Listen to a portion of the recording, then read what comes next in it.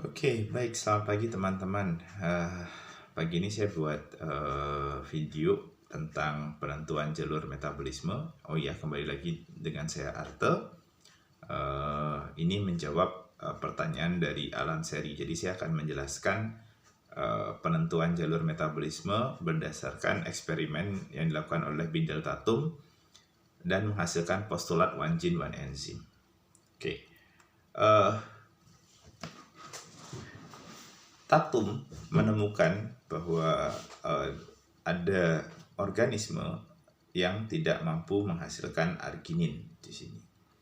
Oke, jadi organisme itu tidak dapat hidup tidak mampu mensintesis arginin, sehingga dia baru akan bisa hidup kalau di media ditambahkan arginin.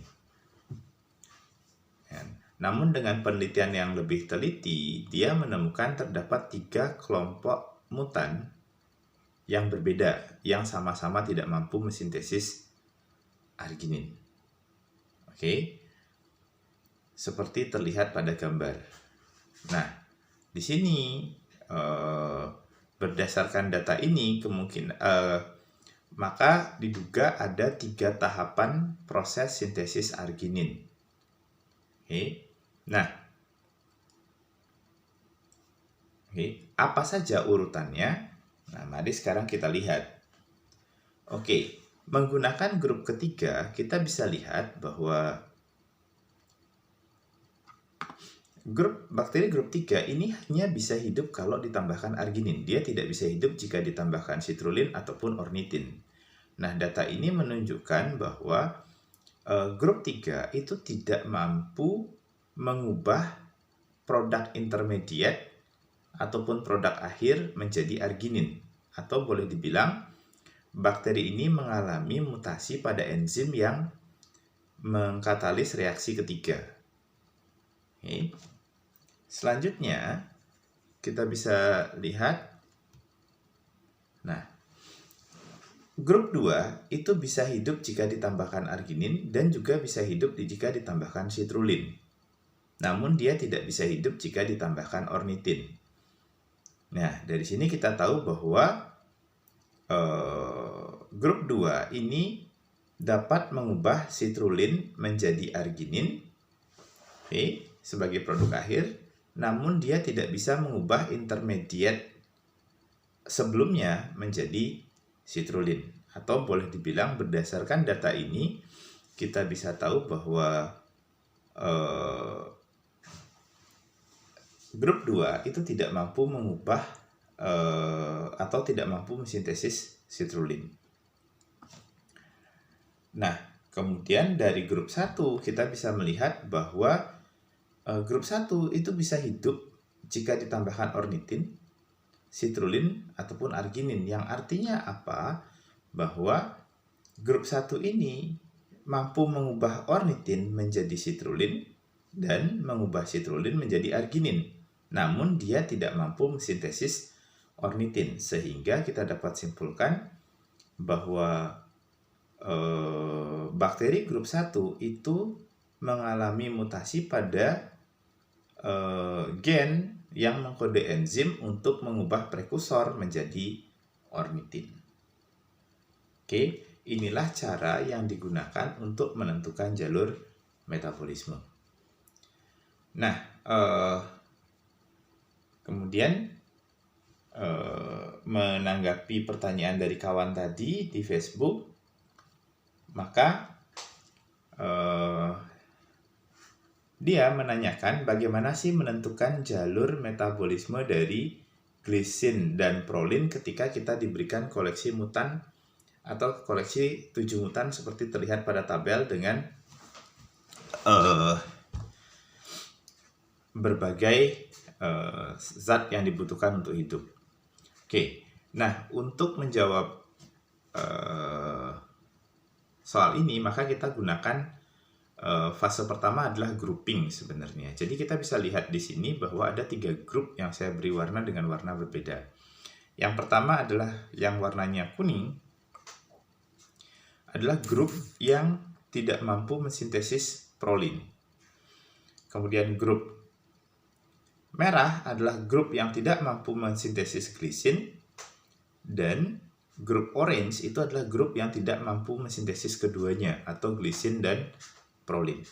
Nah, menggunakan grup ini kemudian kita akan bisa menyusun proses biosintesis tahap demi tahap. Oke, kita lihat data mutan prolin. Jadi dari data mutan prolin kita tahu di sini ada 3 mutan prolin yang berbeda yang mengindikasikan ada paling tidak ada 3 tahapan dalam proses sintesis prolin. Nah, jadi menggunakan data dari mutan nomor 2 kita lihat di sini mutan 2 hanya bisa hidup kalau pada media ditambahkan prolin.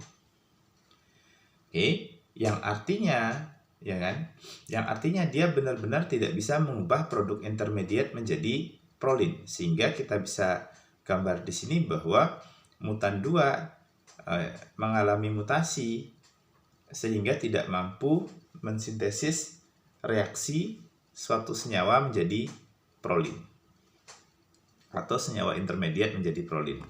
Kemudian menggunakan data 6 kita bisa lihat yang nomor 6 ini bisa hidup jika pada medianya ditambahkan prolin atau ditambahkan substansi A. Artinya 6 ini mampu mensintesis A. Nah, jika demikian maka di sini kita dapat simpulkan bahwa mutan 6 itu mampu mengubah A menjadi prolin. Namun dia tidak mampu mensintesis A. Sehingga dapat kita simpulkan bahwa 6 mengalami mutasi pada reaksi kedua. Selanjutnya adalah ketika kita melihat mutasi dari 1. Nah, ketika kita melihat mutasi dari 1 di sini. Nah, kita bisa lihat 1 ini mengalami mutasi di dia bisa mensintesis prolin kalau ditambahkan prolin E ataupun A. Jadi kita bisa lihat di sini 1 dapat mengubah A menjadi prolin ataupun dapat mengubah A menjadi E dan menjadi prolin. Nah, dari data ini kita bisa tahu bahwa 1 itu mengalami mutasi dari prekursor menjadi E. Jadi enzim yang mengkatalis reaksi dari prekursor menjadi E ini termutasi. Nah, sehingga dia butuh senyawa E agar mampu mensintesis prolin. Nah, untuk glisin di sini ada 2 grup mutasi dua grup mutan yang berbeda, sehingga kita bisa simpulkan bahwa paling tidak glisin ini membutuhkan 2 tahapan reaksi. Nah, dilihat dari mutan 4 ini hanya bisa hidup kalau ditambahkan glisin di media. Berarti di sini mutan 4 mengalami mutasi pada enzim yang mengkatalisis reaksi intermediate menjadi glisin.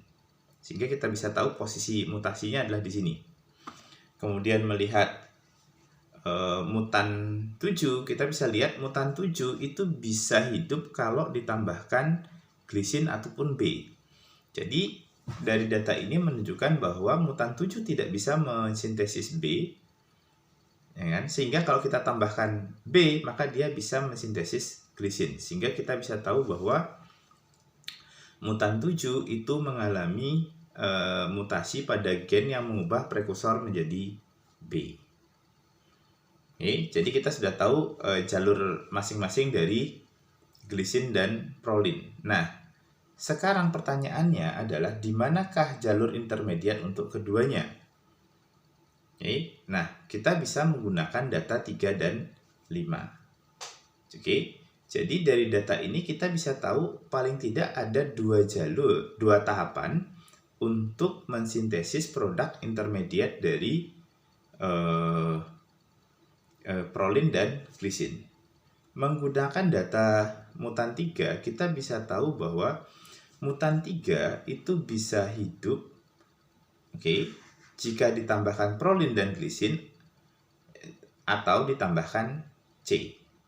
Nah, dari sini kita bisa tahu bahwa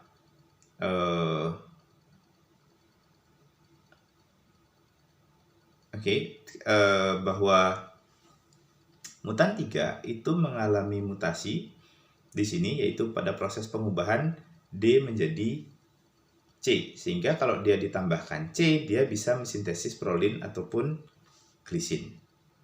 Nah, sedangkan mutan 5 itu bisa mensintesis prolin dan glisin jika ditambahkan C atau D.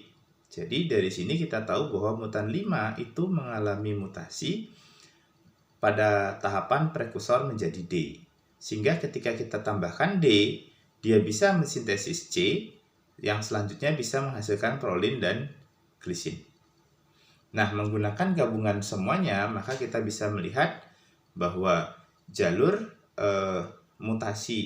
jalur sintesis dari prolin adalah sebagai berikut. Jadi prekursor diubah menjadi D diubah menjadi C, kemudian C ini bisa digunakan untuk mensintesis E dan B, di mana B kemudian bisa diubah menjadi glisin, dan E bisa diubah menjadi intermediate A, dan intermediate A bisa diubah menjadi prolin.